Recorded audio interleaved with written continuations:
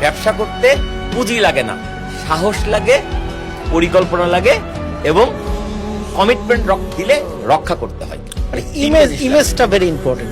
ইমেজটাই আমরা মনে করি কি টাকা নাই বলে ব্যবসা হচ্ছে না। টাকা লাগবে অনেক পরে, লাগবে টাকা, আমি অস্বীকার করছি না। শুরুতে টাকা লাগে না।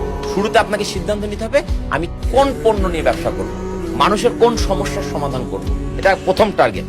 এই সমস্যার সমাধান করবো, আচ্ছা ঠিক আছে, যে সমস্যার সমাধান হিসেবে আমি যে প্রোডাক্টটা বা যে সার্ভিসটা দাঁড় করাবো, এটার নাম কি দেব, এটার লোগো কি হবে, এটা ট্রেড লাইসেন্স বের করতে হবে।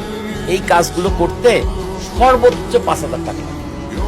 কিন্তু আমরা কি বলছি, আমার 5 লাখ টাকা নাই, ব্যবসা হচ্ছে না।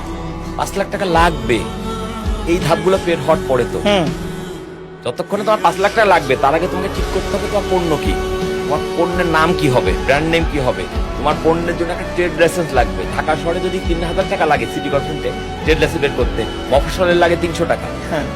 ঠিক আছে, তো তোমার ঢাকাতে এসে ট্রেড লাইসেন্স করতে হবে, তুমি শুরুতে তোমার এলাকা থেকে ট্রেড লাইসেন্স করাও, দেশের আইন মানো, আবার তুমি বাজেট সীমিত রাখো। আমি বোঝানোর জন্য বলছি, ব্যাংক অ্যাকাউন্ট খুলতে হবে, তুমি তোমার শহরে ব্যাংকে খোলা, এখন তো সব অনলাইন ব্যাংকিং, ঢাকা শহরে অ্যাকাউন্ট খুলতে হবে এমন কোনো কথা নাই। ঠিক আছে।